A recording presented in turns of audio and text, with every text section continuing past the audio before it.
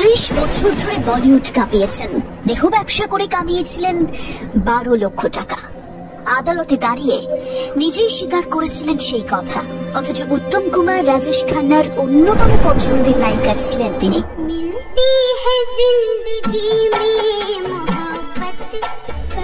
মালা সিনহা। নায়িকার বাড়ির বাথরুমের দেওয়ালে থরে থরে টাকা সাজানো ছিল। তার কাণ্ডে চিৎকারে ভরিয়ে দিয়েছিল ভক্তরা। এই একটা ঘটনার পরে এক ঘরে করে দিয়েছিল বলিউড তাকে। অথচ 60-এর দশকে মালা সিনহা যে পারিশ্রমিকটা নিতেন, পরে রাখি, মৌসুমী, শর্মিলাদের মতো বঙ্গকন্যারাও সেটা পাননি। তাহলে কিসের দায়ে দেহ ব্যবসায় নেমেছিলেন তিনি?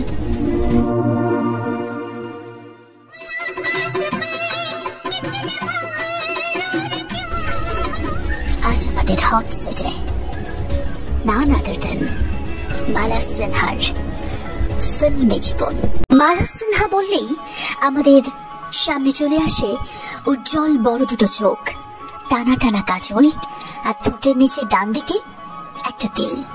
নেপালি হলেও জন্ম যে কলকাতায়, তাই মালা দেবীকে বাঙালি বলাই যায়। তার জন্ম 1936 সালের 11 নভেম্বর। নেপালি খ্রিস্টান অ্যালবার্ট সিনহার বাড়িতে একটা ফুটফুটে মেয়ে এলো। তিনি প্রথমে নাম রেখেছিলেন আলটা সিনহা। সে নাম নিয়ে এক বিপত্তি। আলটা নাকি ডালটা। বন্ধুদের টোন টিটকিরিতে কান পাতা দেয়। একদিন সেই মেয়েটা ঠিক করলো নিজের নামটাই বদলে দেবে। সেই থেকে আলটা সিনহার জায়গায় জন্ম নিল বেবি নাজমা। মেয়েটা নাচে গানে তুখর ছিল। একটু বড় হতেই পা রাখলো আকাশবাণীতে। শিশু শিল্পী হিসেবে কয়েকটা ছবিতে অভিনয় করেছিল সে। আর স্কুলে স্টেজ শো হলে তো নাজমার পারফরমেন্স মাস্ট। একদিন এরকমই স্কুলের একটা নাটকে পাঠ করছিলেন তিনি। দর্শকের আসনে বসেছিলেন পরিচালক অর্থেন্দু বসু। তিনি মুগ্ধ হয়ে দেখলেন 16 বছরের কিশোরী নাজমার পারফরমেন্স। বুঝলেন এই মেয়ে যে কেবল রূপসী তাই নয়, অভিনয়টাও জানে। প্রথমটা অবশ্য অ্যালবার্ট সিনহা রাজি হননি, কিন্তু অর্থেন্দু বসুর প্রপোজাল ফেরাতে পারলেন না। সালটা 1952। অর্থেন্দু বসুর পরিচালনায় রিলিজ হলো রোশনারা। আর বেবি নাজমা থেকে জন্ম নিলেন মালা সিনহা। প্রথম ছবিতেই বেশ নামজাক হয়ে গেল তার। ফিল্মফেয়ার ম্যাগাজিনে ছাপা হলো সত্য তরুণী মালা সিনহার ছবি। তাকে দেখে মুগ্ধ হয়ে গিয়েছিলেন আরেক পরিচালক অমিয় চক্রবর্তী। ডেকে নিলেন বম্বেতে। পরপর 3টে ছবি কন্ট্রাক্ট সাইন করালেন তিনি। অথচ মালা সিনহা তো হিন্দিটাও বলতে পারেন না। পরিচালক বললেন, ভয় নেই, সব ঠিক হবে। কিন্তু সব তো আর রূপকথার গল্প নয়। 1954 সালে মালা দেবীর প্রথম হিন্দি ছবি বাদশাহ জাস্ট মুখ থুবড়ে পড়েছিল। রীতিমতো ভেঙে পড়েছিলেন অমিয় চক্রবর্তী। তড়িঘড়ি ক্যান্সেল করলেন বাকি দুটো ছবির কন্ট্রাক্ট। এদিকে মালা সিনহা পড়লেন মহাফাপড়ে। এরপর একাদশী এবং হ্যামলেট নামে আরো দুটো ছবি করলেন বটে। হ্যামলেটে তিনি করলেন ওফেলিয়ার রোল, কিন্তু দুটো ছবি জাস্ট ফ্লপ। সেদিন চোখে অন্ধকার দেখেছিলেন মালা দেবী।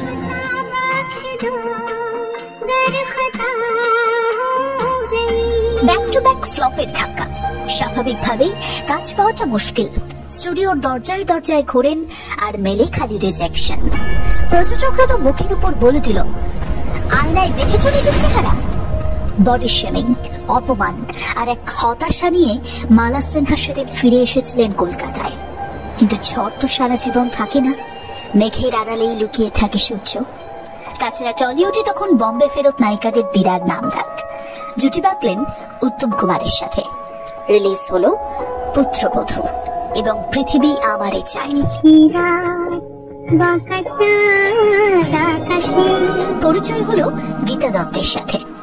তারপর তো গোটা ক্যারিয়ারটাই বদলে গিয়েছিল মালা সিনহার।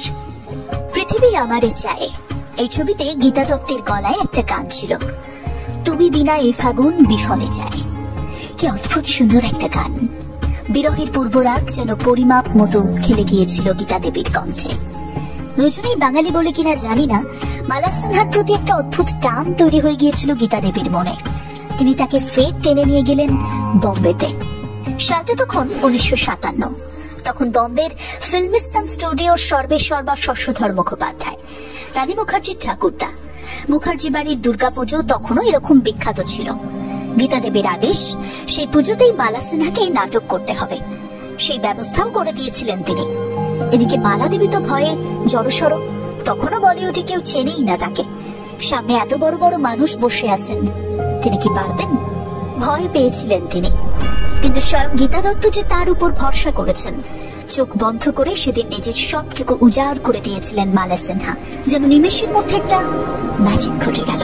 দর্শক আসনে বসে থাকা প্রতিটা মানুষের চোখ আটকে গিয়েছিল সেদিন, যার মধ্যে একজন ছিলেন গীতা দত্তের স্বামী গুরু দত্ত।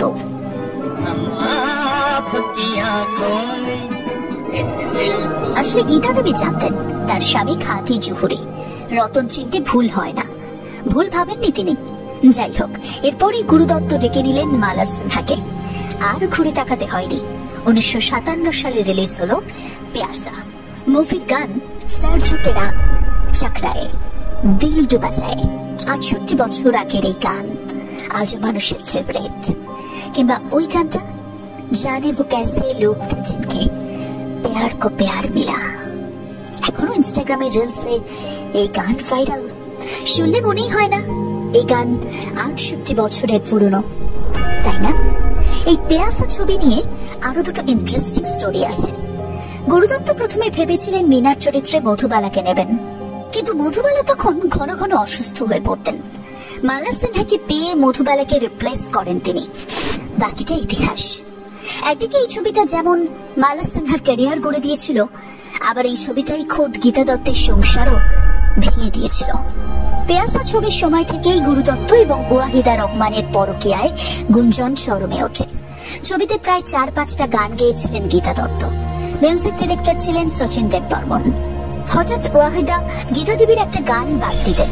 সচিন কর্তা অবাক হয়ে সেদিন বলেছিলেন, তুমি জানো গানটা কত ভালো? সবাই চমকে গিয়েছিল যে ওয়াহিদার এত বড় স্পর্ধা হয় কিভাবে। কিন্তু তারই তো এক হাতে বাজে না। গুরুদত্ত সাফাই দিয়ে বলেছিলেন, আমি বলেছি তাই গীতার গান বাদ দিতে ওয়াহিদা বলছে। সেদিন বাকিরা চুপ করে গেলেও প্রতিবাদ করেছিলেন মালা সিনহা। ক্যারিয়ারের প্রথম বড় প্রজেক্ট, হয়তো তিনি বাদ পড়ে যেতেও পারতেন, কিন্তু তাও তিনি গীতা দিদির অপমান মানতে পারেননি। এই মানুষটাই দেহ ব্যবসার সাথে যুক্ত ছিলেন, ভাবলে বিশ্বাস করতে ইচ্ছে করে না। এনিওয়েজ, এসবে গীতা দত্তের সংসার সাক্ষাৎ হলেও মালা সিনহার ক্যারিয়ার উঠছিল তরতরিয়ে। এতদিন যারা দৌড়চাই করেছিল তারাই মালা সিনহাকে নায়িকা হিসেবে পেতে মরিয়া হয়ে উঠেছিল। তিনিও চুটিয়ে অভিনয় করছিলেন। 1958-তে ফের সুফাহকি, 1959-এ দুধ কা ফুল, এই দুটো সিনেমা মালা সিনহার নাম পৌঁছে দিল ভারতের কোনায় কোনায়। 1962-র আনপার সিনেমার একটা গান আছে, আপকি নজরো মে সমঝা, লতা মঙ্গেশকরের কণ্ঠ, মালা সিনহার অভিনয়। আজও ইউটিউবে এই গান মিলিয়ন ভিউজ। সনমপুরি তো গানটা রিমেকও করেছিলেন। এরপর খুব অল্প সময়ের মধ্যেই বলিউডের লিডিং অ্যাক্ট্রেস হয়ে উঠেছিলেন মালা সিনহা। মুম্বাইতে আসার সময় এক বর্ণ হিন্দি জানতেন না, নিজের চেষ্টায় রপ্ত করেছিলেন সেই ভাষা। তার চেষ্টা, তার অধ্যাবসায় বোঝা যেত তার পারফরম্যান্সে। তবে আক্ষেপ, অভিনয়ের এই সমুদ্রের সামনে মালা সিনহার গায়িকা সত্তাটা আড়ালেই রয়ে গেল চিরটাকাল। অথচ তিনি ছিলেন অল ইন্ডিয়া রেডিওর শংসাপত্র পাওয়া গায়িকা। 1972-এর লালকট সিনেমা বাদে আর কোথাও গাইতে শোনা যায়নি তাকে। মুম্বাই গেলেও কলকাতাকে কোনোদিনই ভুলে যাননি তিনি। এরপরে লুকোচুরি, সাথীহারা, খেলাঘর, শহরের ইতিকথার মতো ছবিতে অভিনয় করেছেন তিনি। কমল হাসান একটাই বাংলা ছবিতে অভিনয় করেছেন, সেই দুর্দান্ত ভালো ছবিটার নাম কবিতা, আর নায়িকাও ছিলেন মালা সিনহা। সে ছবিতে অভিনয় করেছিলেন রঞ্জিত মল্লিক, সুমিত ভঞ্জের মতো অভিনেতারা। আসলে মালা সিনহা লার্জার দ্যান লাইফ থেকে খুব সহজেই অতি চেনা চরিত্রে ঢুকে যেতে পারতেন, আর এটাই বোধহয় ছিল তার মূল ইউএসপি। বাংলা হিন্দির পাশাপাশি অভিনয় করেছিলেন নেপালি ছবিতে। 1966 সালে মাইতি ঘরে ছিল মালা দেবীর এক এবং একমাত্র নেপালি ছবি। সেখানেই আলাপ চিদম্বর প্রসাদ লোহারের সঙ্গে। সেখান থেকে প্রেম এবং বিয়ে, ফ্যামিলি, ক্যারিয়ার, এই সবই ছুটছিল উল্কার গতিতে। সাফল্যের সপ্তমী ছিলেন মালা সিনহা। তাই তো বারবার খটকাটা লাগে, কি এমন মজবুরি ছিল যে তিনি দেহ ব্যবসায় নামলেন? সত্যিই কি এমন কিছু করেছিলেন অভিনেত্রী? সালটা 1978। হঠাৎ করে খবর আসে ইনকাম ট্যাক্স ডিপার্টমেন্ট রেইড করেছে মালা সিনহার বাড়িতে। উদ্ধার হয়েছে 12 লক্ষ টাকা।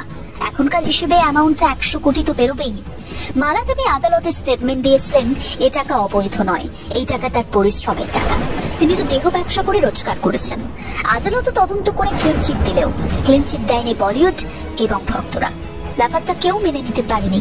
তবে অনেকেই বলে এই স্টেটমেন্ট মালা সিনহা তার উকিল এবং বাবার পরামর্শেই দিয়েছিলেন। আসলে তিনি যেমন নাম কামিয়েছিলেন তেমন টাকাও রোজগার করেছিলেন, কিন্তু ছিলেন বড্ড কৃপণ। শিকারের সর্বোচ্চ পারিশ্রমিক প্রাপ্ত অভিনেত্রী নাকি বাড়ির সমস্ত কাজ নিজেই করতেন। অর্থ অপচয় রুখতে বাড়ির চাকর অব্দি রাখতেন না। তাই অনেকেই মনে করেন আইনের হাত থেকে বাঁচতে সেদিন মিথ্যের আশ্রয় নিয়েছিলেন তিনি। কিন্তু মালা সিনহা ভাবতে পারেননি এর কনসিকুয়েন্স কি হতে পারে। তিনি ভাবতেও পারেননি এই একটা ঘটনা তার গোটা ক্যারিয়ার শেষ করে দিতে পারে।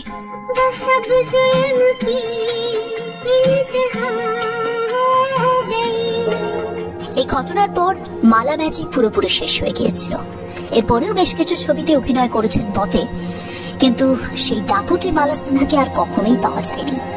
এখনো বলিউডের আনাচে কানাচে ঘুরে মালা সিনহার এই কন্ট্রোভার্সি। আর এখন তো সিনেমা, লাইমলাইট এই সবকিছু থেকে তিনি বহু দূরে। জীবনে বহু সম্মান পেয়েছেন, ফিল্ম ফেয়ারের লাইফ টাইম সম্মানও পেয়েছেন। খানিক দূর থেকেই সিনে জগৎকে দেখেছেন মালা সিনহা।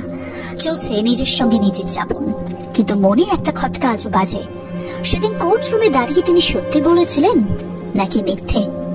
একটা প্রশ্ন বারবার করে, সম্মান ইচ্ছে কি টাকা বড়?